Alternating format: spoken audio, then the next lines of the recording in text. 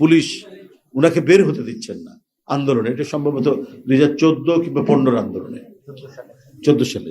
তো সেখানে উনি রাগ করে বলেছেন যে গোপালগঞ্জের নাম পাল্টে দিব। তো আমরা তখন অ্যারেস্ট হয়ে গেছি, জেলখানায় আছি। তো এই কথা যখন উনি বলেছেন, তো আমরা খুব খুশি যে ঠিক বলেছেন ম্যাডাম, বলেছেন। কিন্তু আমরা যখন জেল থেকে বেরিয়ে এসে ওনার সাথে আমাদের দেখা হলো, তো ওনাকে আমরা খুব বলছি যে ম্যাডাম, এই যে একটা শক্ত কথা আপনি বলেছেন ওই পুলিশ অফিসার থেকে, আমরা এত খুশি হয়েছি ম্যাডাম। তো উনি একটু চুপ করে বললেন, কিছু নীরব থেকে বলছে যে আমি বলেছি এটা ঠিক আছে, কিন্তু এটা আমার বলা ঠিক হয়নি। বলে কেন ম্যাডাম? ঠিকই তো করেছেন। যত ঢাকা শহরে যত পুলিশ অফিসার শেখ হাসিনা নিয়ে এসছে, অধিকাংশের বাড়ি গোপালগঞ্জ।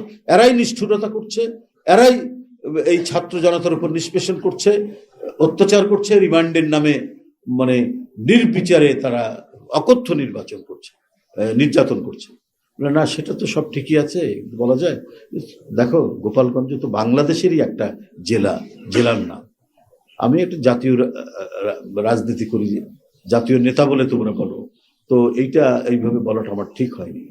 এটা নিয়ে ভাবলাম পরে যে বাহ, কত গভীরভাবে তুমি এটা দেখেছেন এবং বুঝেছেন এবং উপলব্ধি করেছেন যে এটা আমাদের মাথার মধ্যেও আসেনি। কারণ উনার কাছে যেমন রংপুর, উনার কাছে যেমন ফেনী, উনার কাছে যেমন বগুড়া, উনার কাছে যেমন সাতক্ষীরা, উনার কাছে যেমন চট্টগ্রাম, উনার কাছে তো গোপালগঞ্জও একটা জেলা। উনি যখন প্রধানমন্ত্রী, তো গোপালগঞ্জেরও তো উনি প্রধানমন্ত্রী। উনি যেমন ভুরুঙ্গামারির প্রধানমন্ত্রী, উনি তেমনি কাশিয়ানিরও তো প্রধানমন্ত্রী। আর এটারই মানে উনি এই যে অঞ্চলটি, এই যে সমগ্র বাংলাদেশের মধ্যে যত জনপদ আছে, সেই জনপদেরই তো উনি প্রধানমন্ত্রী।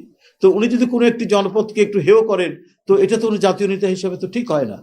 দেখেন কত বিবেচনাবোধ উপলব্ধি। উনি বলছেন যে এটা বলা আমার ঠিক হয়নি। এই যে নেতৃত্বের প্রতি একটা প্রগাঢ় ভালোবাসা, শ্রদ্ধা